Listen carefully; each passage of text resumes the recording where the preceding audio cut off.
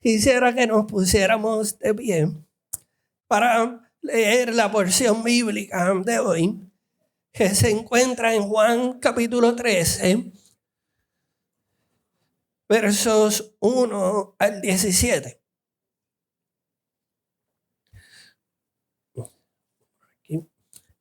Y lee de la siguiente manera en la Nueva Traducción Viviente. Antes de la celebración de la Pascua, Jesús sabía que había llegado su momento para dejar este mundo y regresar a su Padre. Había amado a sus discípulos durante el ministerio que realizó en la tierra y ahora los amó hasta el final. Era la hora de cenar y el diablo ya había incitado a Judas, Simón Iscariote, hijo de Simón Iscariote, para que traicionara a Jesús. Jesús sabía que el Padre le había dado toda la autoridad sobre todas las cosas y que había venido de Dios y regresaría a Dios. Por lo tanto, se levantó de su mesa, se quitó el manto, se ató una toalla en la cintura y echó agua en un recipiente. Luego comenzó a lavarle los pies a los discípulos y secárselos con la toalla que tenía en la cintura. Cuando se acercó a Simón Pedro, le dijo: Señor, ¿tú me vas a lavar los pies a mí? Y Jesús le contestó: ahora no entiendes lo que hago, pero algún día lo entenderás. No, protestó Pedro, jamás me lavarás los pies. Entonces Jesús le respondió: si no te lavo los pies, si no te lavo, no vas a pertenecerme. Entonces lávame también las manos y la cabeza, Señor, no solo los pies, exclamó Simón Pedro. Y Jesús respondió: fíjate, una persona que se ha bañado bien no necesita lavarse más que los pies para estar completamente limpia. Y ustedes, discípulos, están limpios, aunque no todos. Pues Jesús sabía quién lo iba a traicionar. A eso se refería cuando dijo: no todos están limpios. Y después de lavarle los pies, se puso otra vez el manto y se sentó y preguntó: ¿entienden lo que acabo de hacer? Ustedes me llaman maestro y señor, y tienen razón porque es lo que soy. Y dado que yo, su señor y su maestro, les he lavado los pies, ustedes deben lavarse los pies unos a otros. Les di mi ejemplo para que lo sigan. Hagan lo mismo que yo he hecho con ustedes. Les digo la verdad: los esclavos no son superiores a su amo, ni el mensajero es más importante de quien envía el mensaje. Ahora que saben estas cosas, Dios los bendecirá por hacerla. Acompáñenme a hacer una oración. Inclinen su rostro.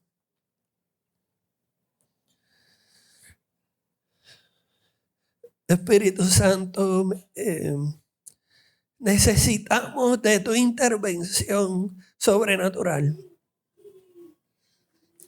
para poder comprender la profundidad de lo que es tu amor en acción. Algunos de nosotros hemos tenido experiencias muy desagradables y desgarradoras cuando nos hemos abierto a la posibilidad de amar. Y hoy necesitamos, Espíritu Santo, que tú nos reveles la persona de Cristo, el amor en acción, el verbo, y que lo hagas de una manera tangible. En el nombre de Jesús, amén. Pueden tomar asiento. Como les dije, les damos la bienvenida. Mi nombre es Eliud y mis amigos me llaman Sammy. y tengo el privilegio de servir como pastor en esta preciosa comunidad de fe. Y hoy me toca compartir el mensaje de hoy. Nos encontramos en el episodio 8 de la serie que iniciamos en enero titulada Reorientando Nuestras Vidas. Y esta serie tiene como objetivo el equiparnos con herramientas prácticas para reorientar nuestras vidas en 3 dimensiones. Estar con Jesús, ser como Jesús y hacer lo que Jesús hizo. Y lo que aprendimos en el mensaje pasado con Gabriela y lo que continúa haciendo a través de su iglesia. En los primeros 4 episodios exploramos profundamente lo que significa reorientar nuestras vidas alrededor de estar ante la presencia de Jesús, desarrollando intimidad genuina con Él. Y en este segundo bloque hemos estado profundizando en las serias implicaciones de ser transformados a la imagen de Jesús. Comenzamos primero examinando de cerca lo que implica ser transformados para tener el carácter de Jesús. Y luego Pastor Miguel nos habló acerca del arma secreta para nuestra transformación, la vulnerabilidad. En el mensaje pasado, Gabriela nos habló de cómo luce la gracia de Dios en nuestras relaciones. Y hoy culminamos este segundo bloque de ser como Jesús con el siguiente episodio titulado El amor en acción. El amor en acción. Como aprendimos en nuestro mensaje anterior, Dios utiliza nuestras relaciones cotidianas como el escenario privilegiado para transformar nuestro carácter para ser como Jesús. Y este principio fundamental que les voy a compartir ahora es el pensamiento ancla para todo este mensaje. Y es el siguiente. El amor auténtico no es un sentimiento. Es un verbo. El amor auténtico no es un sentimiento. Es un verbo. Se expresa en acción. En otras palabras, el amor cristiano no se queda en el ámbito de las emociones o de las buenas intenciones. Se manifiesta necesariamente en acciones concretas que reflejan el carácter servicial de nuestro Maestro. Y esto, mis hermanos, tiene serias implicaciones para aquellos que nos hemos propuesto reorientar nuestras vidas para ser como Jesús, ya que esto requiere la siguiente transición. Debemos dar el paso de estar de acuerdo con las enseñanzas de Jesús a poner en práctica su enseñanza, que es la parte difícil del trabajo. A dejar de ver el amor de Jesús como un concepto para ser aprendido y más como una acción que debemos llevar al mundo. Comenzamos llevando ese amor de Cristo al mundo con la transformación de nuestras almas. Y el amor en acción de Jesús era una extensión de su identidad. Muy bien lo dijo Juan, que lo describe como en el principio el verbo.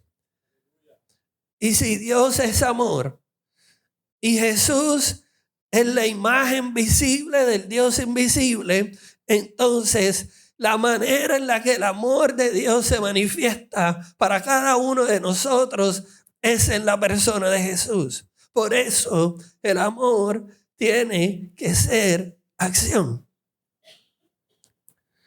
Hoy, a través de este poderoso ejemplo de Jesús lavando los pies de sus discípulos, descubriremos cómo podemos encarnar ese amor en nuestras familias, en la iglesia, en nuestra ciudad. Así que regresemos a la porción bíblica en Juan 13. Antes de la celebración de la Pascua, Jesús sabía que había llegado su momento para dejar este mundo y regresa a su Padre. Había amado a sus discípulos durante el ministerio que realizó en la tierra y ahora los amó hasta el final. Pero a la hora de cenar, y el diablo ya había incitado a Judas, hijo de Simón Iscariote, para que traicionara a Jesús. Jesús sabía que el Padre le había dado autoridad sobre todas las cosas y que había venido de Dios y regresaría a Dios. Y aquí en esta porción encontramos la primera herramienta del mensaje. Y es que el amor en acción es gracia transformadora.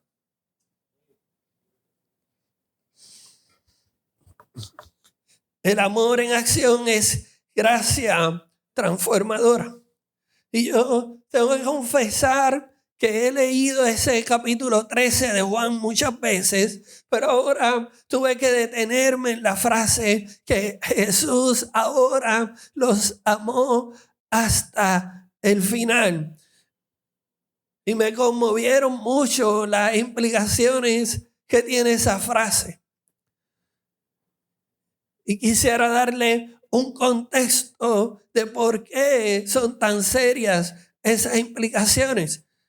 Verán, Juan escribe su evangelio en una etapa muy distinta a los otros evangelistas.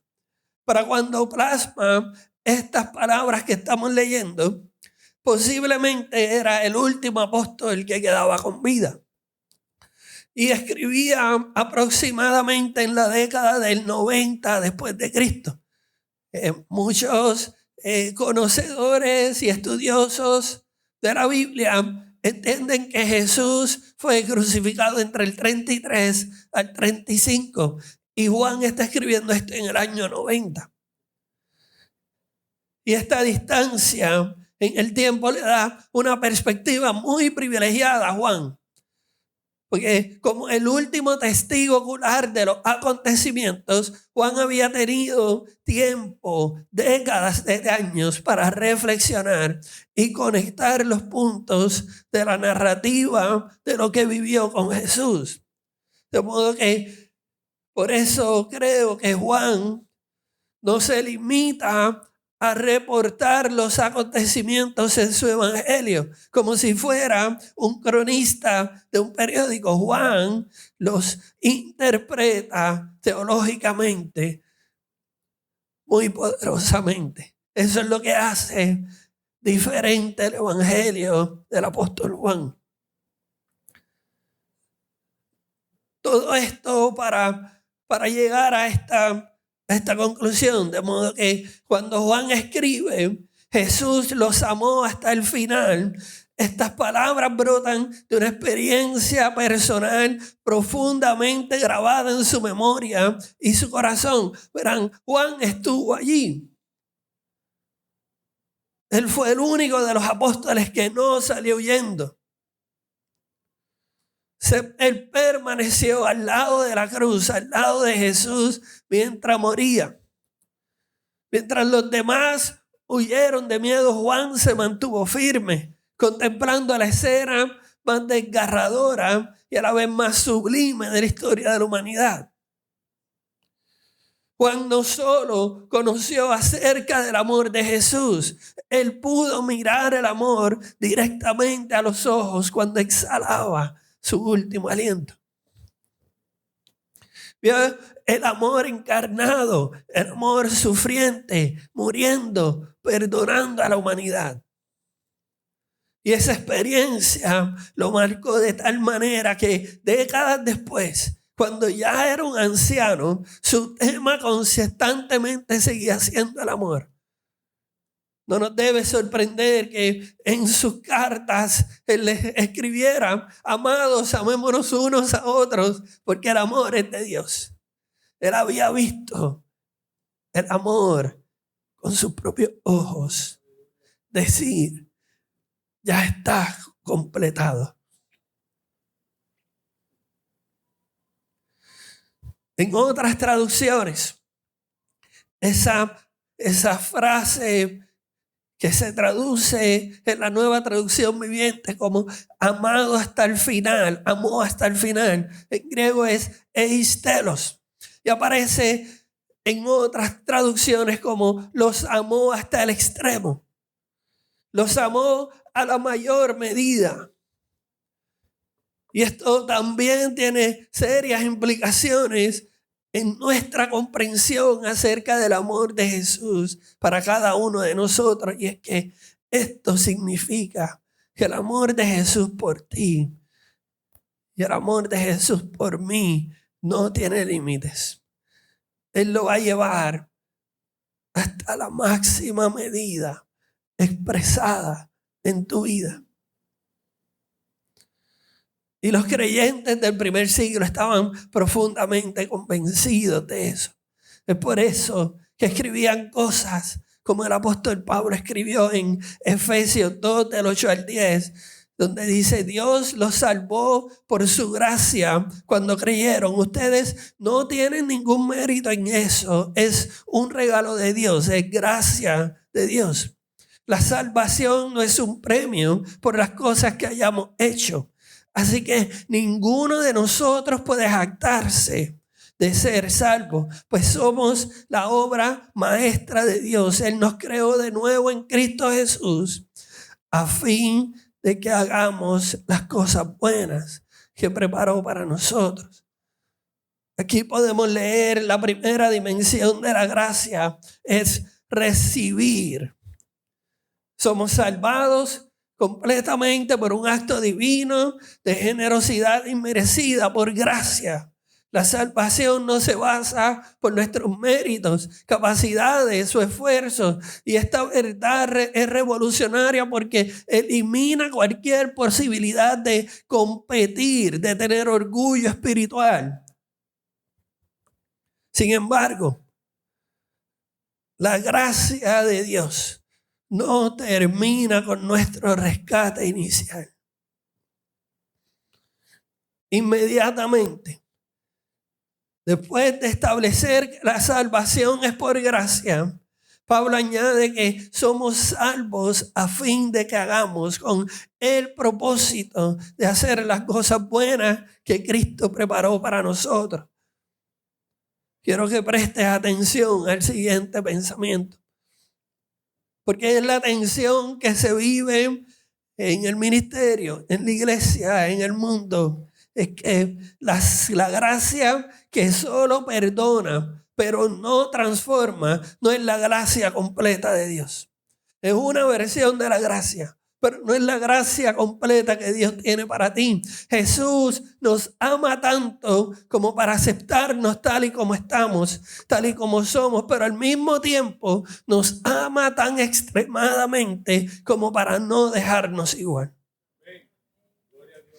Philip Yancey escribió lo siguiente al describir la gracia, para definir la gracia de una manera muy práctica. Él escribió que la gracia se puede definir como Dios haciendo por nosotros lo que no podemos hacer por nosotros mismos. Y esto, mis hermanos, incluye las buenas obras de servicio y misericordia, pero también incluye la obediencia y práctica de las enseñanzas de Jesús. Dios lo hace por nosotros. En otras palabras, los aprendices de Jesús somos salvos por fe en Jesús, gracia, para servir al mundo con nuestra obediencia a las enseñanzas de Jesús. Ahí se expresa nuestra santificación progresiva. De modo que cuando decimos que queremos ver en Mayagüez como en el cielo, estamos hablando precisamente de esa gracia transformadora. Nuestra comunidad, nuestro trabajo, nuestras universidades, nuestras urbanizaciones están llenas de personas que necesitan experimentar una gracia que no solo los acepta como son, sino que los eleva a lo que pueden llegar a ser en Cristo. Jesús tiene una mayor medida de amor de lo que nosotros podemos entender, comprender, ver, soñar y hasta pedir. Por eso es que los cristianos en el primer siglo decían: el Espíritu Santo que vive en ti. Cuando tú te quedas corto de palabras, cuando ni siquiera sabes por qué orar, Él intercede por ti.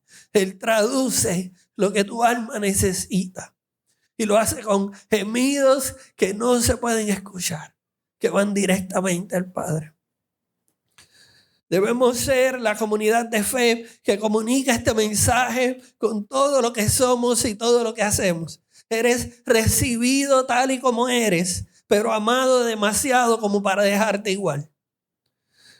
Esta es la esencia del cielo que queremos traer a Mayagüez, que queremos traer a tu familia, que queremos traer a Puerto Rico entero. Un lugar donde la transformación no es opcional, sino la expectativa gozosa para cada persona que entra en contacto con nosotros, con el Espíritu Santo, con Jesús mismo. Regresamos a los versos de Juan. Jesús sabía que el Padre le había dado la autoridad sobre todas las cosas y que había venido de Dios y regresaría a Dios. Así que se levantó de la mesa, se quitó el manto, se ató la toalla a la cintura y echó agua en un recipiente y luego comenzó a lavarle los pies a los discípulos y secárselos con la toalla que tenía en la cintura. Y aquí encontramos la segunda herramienta. El amor en acción se expresa en autoridad y servicio. El amor en acción se expresa en autoridad y servicio. Mis hermanos, me llaman mucho la atención que Jesús escoge el servicio a través del lavado de pies como la expresión de haber conocido la autoridad sobre todas las cosas que se le había concedido de parte de Dios. Él sabía que Dios le había dado toda la autoridad, así que le lavó los pies a sus discípulos. Y esto me llama mucho la atención, primero porque el lavado de los pies era el acto más humilde de servicio de aquella época. Era lo que muy pocas personas hubieran dicho. Yo me lo imagino como un niño en pre-kinder o en kinder, la maestra preguntándole: ¿qué tú quieres ser cuando seas grande? Yo quiero ser lavador de pies. No había mucha gente diciendo eso. Sin embargo, es la manera en la que Jesús expresa toda la autoridad que le había sido conferida. Lo segundo, por lo que me llama la atención, es porque esto contrasta brutalmente con la lógica del mundo. En el mundo, la autoridad se usa para ser servido. En el reino, la autoridad se usa para servir. En otras palabras, cuanta más autoridad, mayor responsabilidad de servir. Pablo escribió esto en Efesios 4, del 11 al 13. Ahora bien, Cristo le dio los siguientes dones a la iglesia: los apóstoles, los profetas, los evangelistas, los pastores y maestros. Ellos tienen la responsabilidad de preparar al pueblo de Dios para que lleve a cabo la obra de Dios y edifique la iglesia, las buenas obras. Es decir, el cuerpo de Cristo. Y este proceso continuará hasta que todos alcancemos tal unidad en nuestra fe y el conocimiento del Hijo de Dios, que seamos maduros en el Señor, es decir, hasta que lleguemos a la plena y completa medida de Cristo, hasta la expresión máxima de su amor. Y aquí podemos leer que los dones ministeriales fueron dados a fin de preparar el pueblo de Dios para la obra del ministerio. Lo que significa es que los líderes no estamos llamados para hacer todo el trabajo, sino a equipar a todos para que sirvan. Y esto me lleva a hacerme varias preguntas. ¿Cómo estamos usando nuestra autoridad? ¿Cómo estamos usando nuestra influencia en los lugares donde Dios te ha abierto las puertas? ¿Cómo estamos usando nuestros recursos? ¿Cómo estamos usando nuestros talentos? ¿Buscamos que otros nos sirvan o buscamos oportunidades para servir a otros? La respuesta a estas dos preguntas nos va a dejar saber si estamos operando bajo el reino de este mundo o el reino de Dios. Y esta visión para nuestra iglesia y nuestra ciudad requiere un nuevo modelo de liderazgo que refleje los valores del cielo. En el cielo, la autoridad siempre está al servicio del bienestar de otros.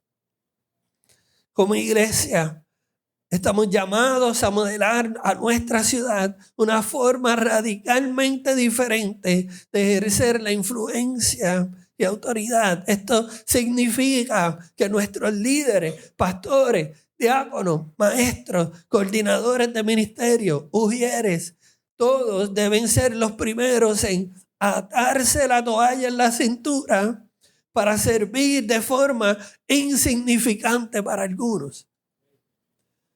Debemos ser los primeros de decir, nadie quiere hacer eso, dame la toalla.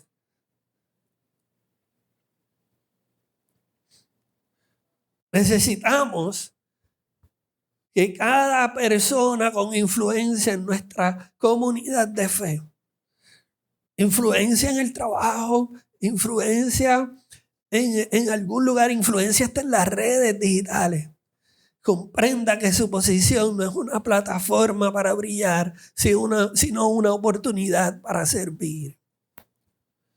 Al mismo tiempo, necesitamos que cada persona que haya hecho el compromiso de ser miembro con nuestra iglesia sea una extensión a este acercamiento al servicio. ¿Por qué? Porque la grandeza en el reino de Dios no se mide por cuántas personas te sirven, sino por cuántas personas sirves tú. ¿A cuántas personas sirves tú? Continuamos con Juan. Cuando se acercó a Simón Pedro, cuando Jesús se acercó a Pedro para lavarme los pies, le dijo, Señor, tú me vas a lavar los pies a mí. A lo que Jesús contestó, ahora no entiendes lo que hago, Pedro. Sí, pero algún día lo entenderás. No, jamás me lavará los pies. ¿Cuántos de nosotros hemos tenido la osadía de decirle a Jesús lo que jamás va a hacer con nosotros? Si no te lavo, respondió Jesús, no vas a pertenecerme. Entonces, lávame también las manos, la cabeza, Señor, no solo los pies. Y Jesús respondió, una persona que se ha bañado bien no necesita lavarse más que los pies para estar completamente limpio. Y ustedes, discípulos, están limpios, aunque no todos. Pues Jesús sabía quién lo iba a traicionar. A eso se refería cuando dijo, no todos están limpios. La herramienta número 3, el amor en acción tiene un propósito eterno. Esta conversación de Pedro con Jesús nos sirve de ilustración perfecta, o por lo menos me sirve a mí de ilustración perfecta de cómo ha sido mi caminar, mi proceso de formación espiritual intencional. Muchos de nosotros nos hemos acercado al proceso de formación espiritual pensando que la mejor forma de colaborar en nuestra formación espiritual es comenzar a hacer o dejar de hacer cosas en nombre de Jesús. Y esta tensión se puede ver claramente en las palabras de Pedro a Jesús, cuestionando el que Jesús haya tomado su tiempo para lavarle los pies. Y fíjense, yo no creo que el cuestionamiento de Pedro fuera producto de orgullo. No se trataba de que Pedro era demasiado orgulloso como para que le laven los pies, sino de que había hecho el compromiso de hacer lo que fuera para llegar a ser un aprendiz del cual Jesús pudiera sentirse orgulloso y hasta impresionado. Pedro había internalizado un modelo de seguir a Jesús basado en la acción, hacer grandes cosas para Cristo, tomar grandes riesgos de fe, demostrar su lealtad a través de hazañas notables. Su resistencia nos revela una convicción errónea, pero muy común entre nosotros. Yo debería estar lavándote los pies a ti y tú no a mí. Esta misma mentalidad se refleja después cuando Pablo declara: aunque todos se escandalicen de ti, yo nunca me escandalizaré de ti. Aunque me sea necesario morir contigo, no te voy a negar. Pedro está diciendo en esencia: mira lo que estoy dispuesto a hacer por ti, Señor. ¿Y cómo lo sé? ¿Cómo sé que su resistencia a que Jesús le lavara los pies no provenía del orgullo? Porque yo también he sido ese tipo de aprendiz como Pedro, que busco impresionar a mi maestro, tomando riesgos de fe, haciendo grandes cosas en su nombre. Y al igual que Pedro, yo también he tenido la osadía de decirle a Jesús lo que no va a hacer conmigo. Pastor, nunca, eso tú nunca lo vas a hacer conmigo. Es muy posible que algunos de nosotros hayamos entrado al discipulado o a decidirnos por Jesús con esa mentalidad de desempeño. Queremos que Jesús note nuestros sacrificios, admire nuestra dedicación e incluso se sorprenda por nuestra lealtad extraordinaria. Que Jesús diga: wow, yo no sabía que Sammy podía hacer todas estas cosas. Pero creo que Jesús hoy te responde con la misma ternura y con el mismo amor que le respondió a Pedro, diciendo: ahora no entiendes lo que hago, pero algún día entenderás que lo único que quiero es limpiarte para que seas mío, para que seas mía.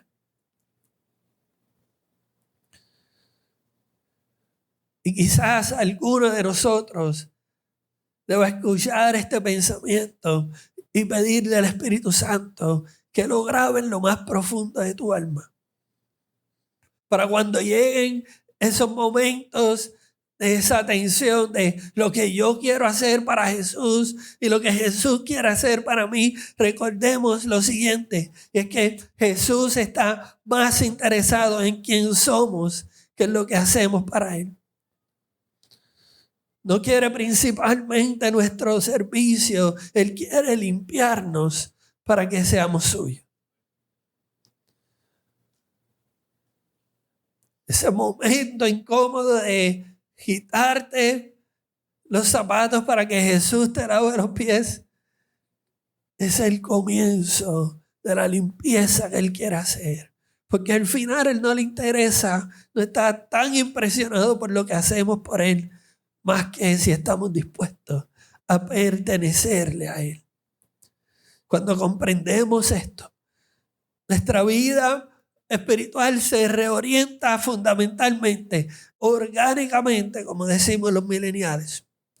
Ya no nos acercamos a Dios con nuestras manos llenas de logros, sino con nuestros corazones abiertos para recibir su limpieza y transformación. El servicio cristiano auténtico fluye naturalmente esta nueva identidad. No servimos para ganar aprobación, sino porque hemos sido completamente aceptados y profundamente transformados. Y este es el gran misterio del discipulado. Solo cuando intentamos dejar de impresionar a Jesús y permitimos que Él nos lave primero, es cuando realmente empezamos a parecernos a Él.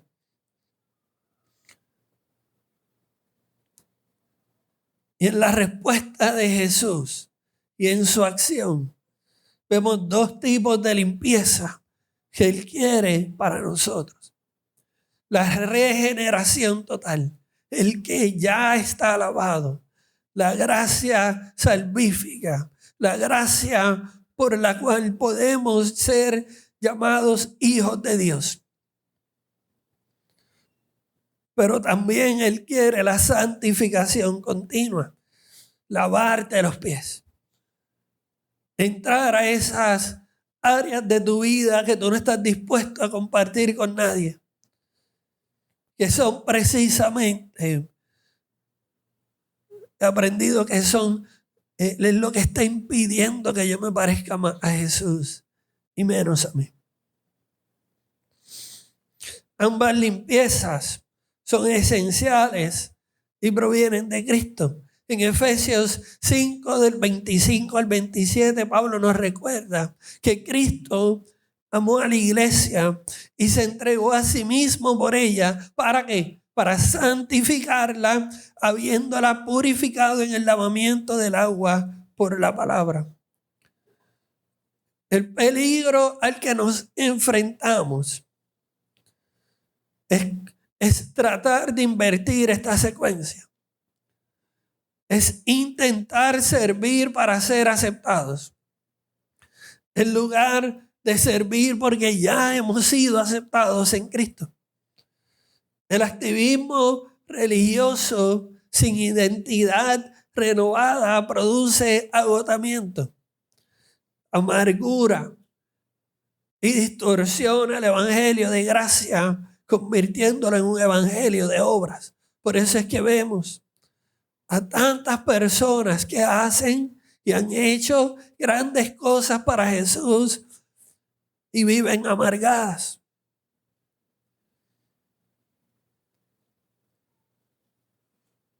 Porque sirven para tratar de ser aprobados. Y no es que lo están haciendo de manera intencional. Sino piensen cada vez que conoces a alguien nuevo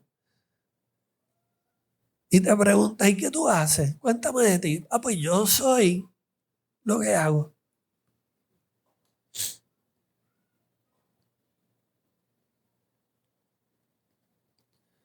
Ahora, si queremos traer el cielo a Teópolis, si queremos traer el cielo a Mayagüez, a nuestras familias, necesitamos entender que somos embajadores de la presencia de Dios antes que activistas para causas religiosas.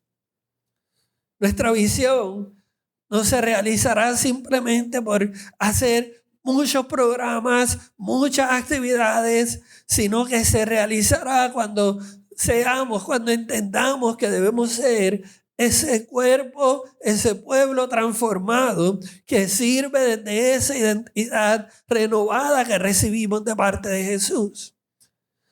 Esto significa que como iglesia debemos hacer la prioridad para espacios de adoración, de oración y formación espiritual, para que cada miembro, cada visita, cada persona que asiste regularmente a nuestra iglesia experimente primero la limpieza y transformación de Cristo, y que de esas dos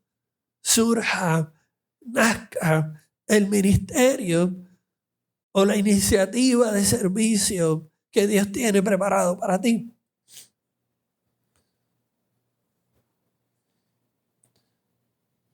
Continuamos en Juan, En el verso 12, después de lavarle los pies, se puso otra vez el manto y se sentó y preguntó, ¿entienden lo que acabo de hacer?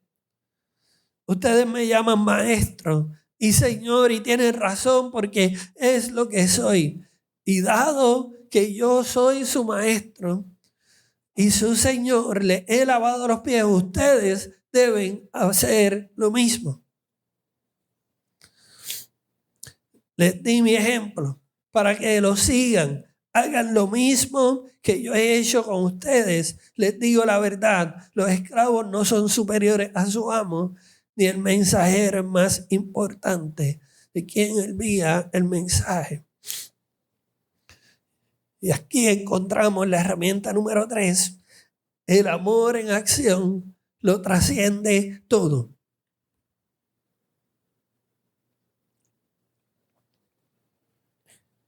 El amor en acción lo trasciende todo. Después de lavar los pies de sus discípulos, Jesús regresa a la mesa y ofrece una explicación que trasciende el acto físico mismo.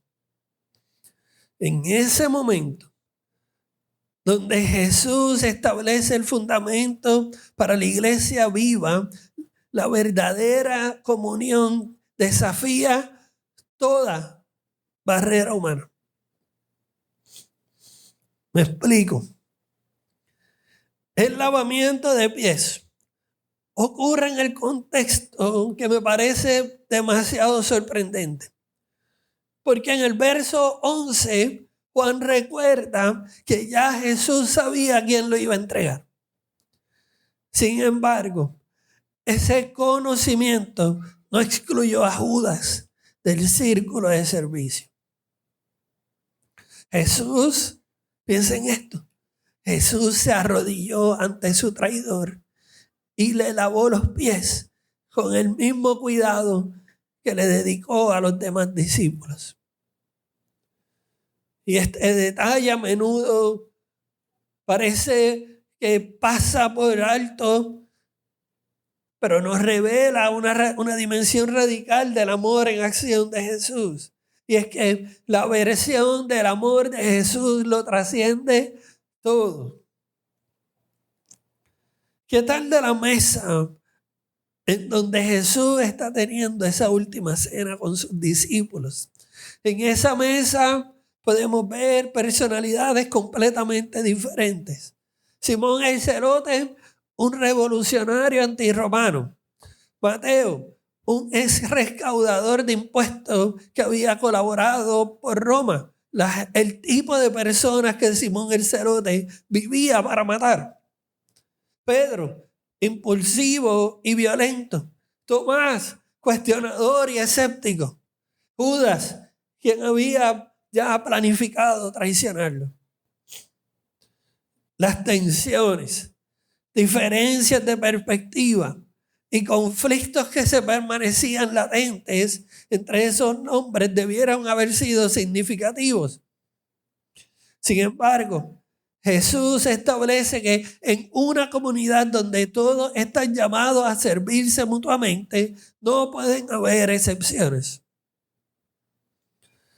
La instrucción de Jesús, ustedes deben lavarse los pies unos a otros, adquiere un significado más profundo porque Jesús no añade calificaciones o excepciones a ese comando que le está dando, a ese mandamiento.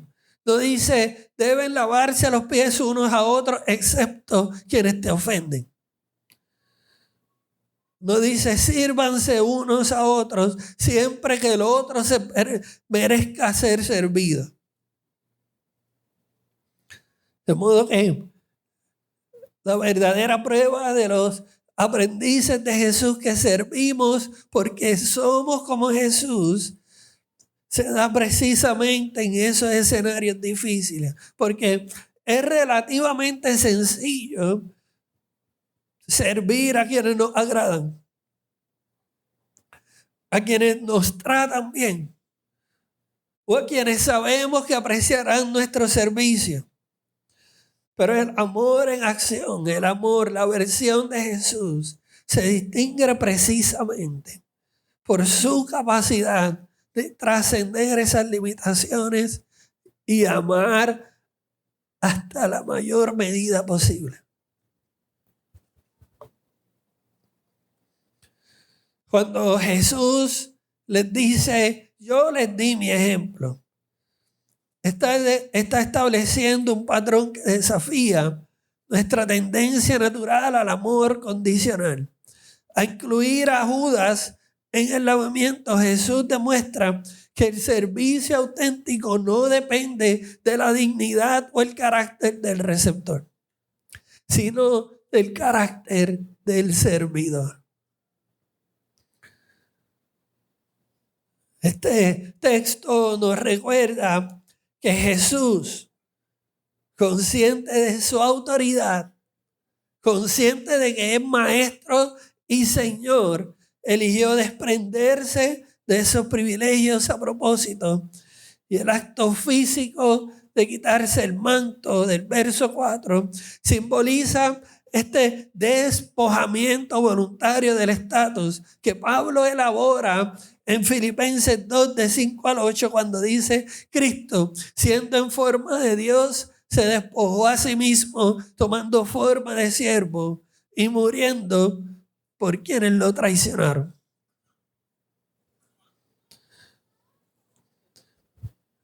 Ahora bien, la frase de los esclavos no son superiores a su amo es una frase que nos va a proveer una idea que no vamos a poder refutar.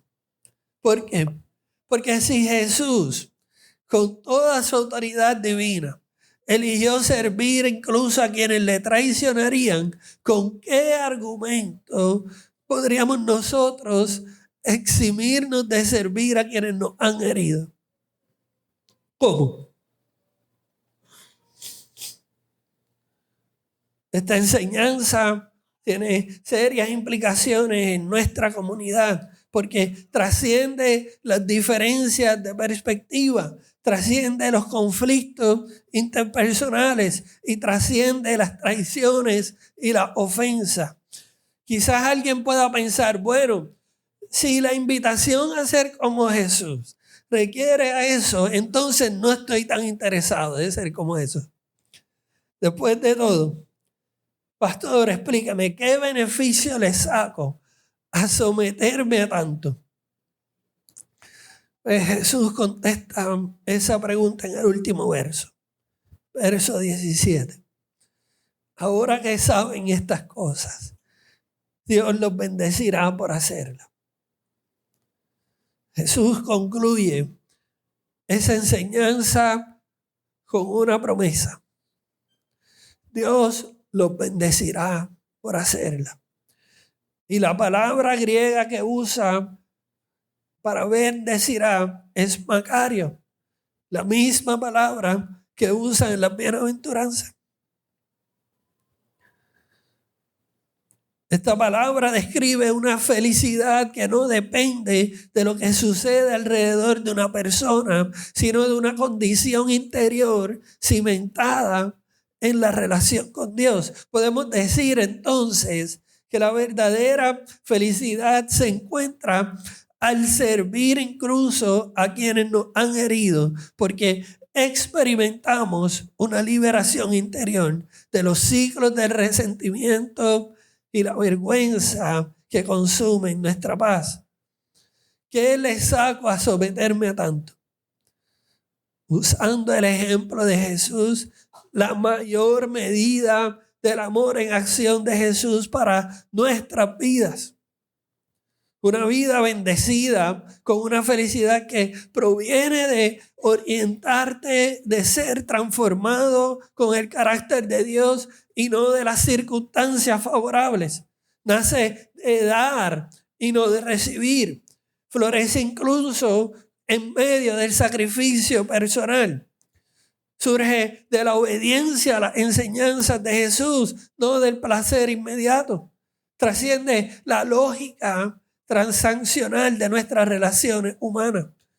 En un mundo donde las relaciones a menos se definen por te daré si me das, por esa transacción. El amor en acción de Jesús modela y trasciende toda barrera. El amor que Jesús modela y ordena va a trascender toda esa barrera. De modo que orientar nuestras vidas para ser como Jesús significa ofrecer el amor que sirve no porque el otro lo merezca, sino porque refleja el carácter de aquel que nos amó cuando nosotros aún éramos pecadores, cuando tampoco lo merecíamos. Por eso quiero cerrar con la cita central del mensaje. Y es la siguiente. La verdadera bienaventuranza para nuestra iglesia y nuestra ciudad no viene de hacer grandes cosas para Dios, sino de permitir que su amor nos limpie y fluya a través de nosotros hacia los demás, incluso hacia las personas que pensamos que no lo merecen. La verdadera vida bendecida para nuestra iglesia, para tu familia, para tu ciudad, es cuando dejemos de enfocarnos en quién merece y quién no merece el amor y nos abramos a la posibilidad de que Dios nos limpie y nos dé la capacidad de amar como es el amor, de amar como el verbo, incluso a quienes no lo merecen porque nos han herido. Y eso es humanamente imposible. Para eso necesitamos el Espíritu Santo.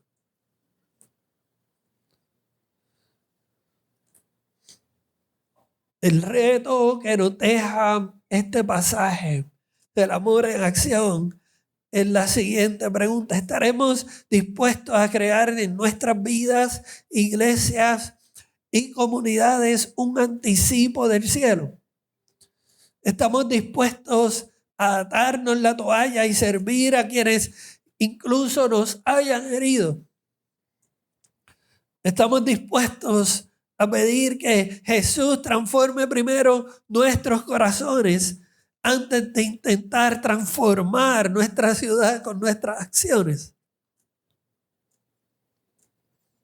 La promesa que Jesús nos da es poderosa. Si te propones, ahora que sabes estas cosas, Dios te bendecirá por hacerlas. Y he aprendido que muchas veces me niego a hacer las cosas que Dios me pide, porque en lugar de decir el justo vivirá por fe, prácticamente en mi vida práctica la vivo como si ese verso dijera el justo vivirá por la confianza. Y me explico. Tú no necesitas confiar para tener fe inicial. La confianza es el resultado de haber puesto la fe y darle tiempo y espacio para que Dios termine la confianza en tu corazón. Es hacer ese paso de fe y decirle a Dios, yo no tengo confianza. Esto que tú estás diciendo, yo no sé si verdaderamente va a funcionar, pero voy a poner mi granito de mostaza de fe. Y tú haces lo que tengas que hacer. La invitación es a poner nuestra fe en esa promesa que Jesús nos hace y hacer espacio para que la confianza germine de haber depositado esa semillita pequeña. Mi oración es que podamos ser una comunidad donde el amor no es solo una palabra bonita, sino un verbo que comienza con la limpieza de nuestros corazones, que nos lleva a ser como Jesús. Y al ser transformados como Jesús, expresamos actos tangibles y concretos de servicio humilde diariamente. Que nuestro testimonio más poderoso sea precisamente esa forma contracultural de vivir para testificar a Cristo y su versión del amor. Amor sin condiciones, sin límites, sin excepciones, exactamente como Cristo nos ha amado a nosotros. Que seamos una iglesia de amor en acción. Del amor que recibe a las personas tal y como están. Y del amor que es tan extremo que los invita a ser transformados para que no se queden igual.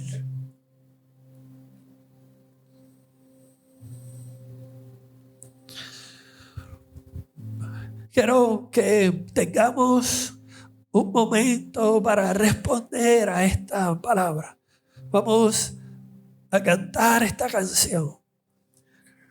Y si el Espíritu Santo te ha abierto los ojos espirituales, algún área en tu vida que todavía no ha sido completamente transformada, un área en tu vida en la que todavía no tienes confianza completa en Dios, que en esta canción tú le digas a Dios, como tú eres Dios eterno, como tú eres tan grande, yo voy a poner mi fe en esto.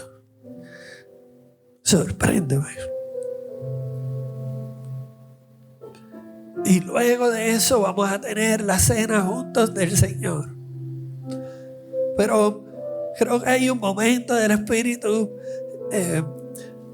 muy importante en tu vida, porque le estaba diciendo al equipo de trabajo, al equipo de adoración antes de salir, que mi oración era que hoy se marcara un día, se marcara un punto importante en la transición de nuestras vidas individuales, pero en nuestra vida como iglesia. Que hoy dejemos de ser la iglesia que intenta caminar por confianza y seamos la iglesia que caminamos por fe. Y por esa fe Dios nos declara justos y nos bendice. Así que toma este tiempo para responder a lo que el Espíritu Santo ya está haciendo en tu vida. Tomamos la cena del Señor y Pastor Miguel nos va a dirigir en la respuesta final.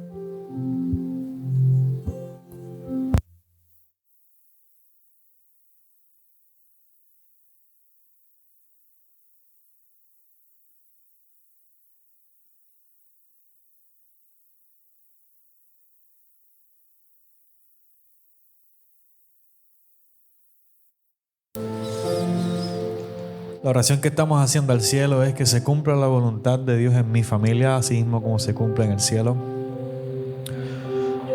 Que la voluntad de Dios se cumpla en mi vida, así mismo como se cumple en el cielo. Que la voluntad de Dios se cumpla aquí en esta comunidad Teópolis, como se cumple en el cielo, y que se cumpla la voluntad de Dios en Mayagüez, como en el cielo. Y para ver eso, creemos que hay 3 cosas que tenemos que hacer, y es estar con Jesús, ser como Jesús y hacer las cosas que Jesús hizo y hace. Y hemos estado este año reorientando nuestras vidas en esa verdad. Se nos dejó una carta diciendo lo siguiente: tengan la actitud de Cristo. Filipenses 2, del 2 al 11 dice lo siguiente: entonces, háganme verdaderamente feliz poniéndose de acuerdo de todo corazón entre ustedes, amándose unos a otros y trabajando juntos con un mismo pensamiento y un mismo propósito. No sean egoístas. No traten de impresionar a nadie. Sean humildes, es decir, considerando a los demás como mejores que ustedes. No se ocupen solo de sus propios intereses, sino también procuren interesarse en los demás. Tengan la misma actitud que tuvo Cristo Jesús. Aunque era Dios, no consideró que el ser igual a Dios fuera algo a lo cual aferrarse.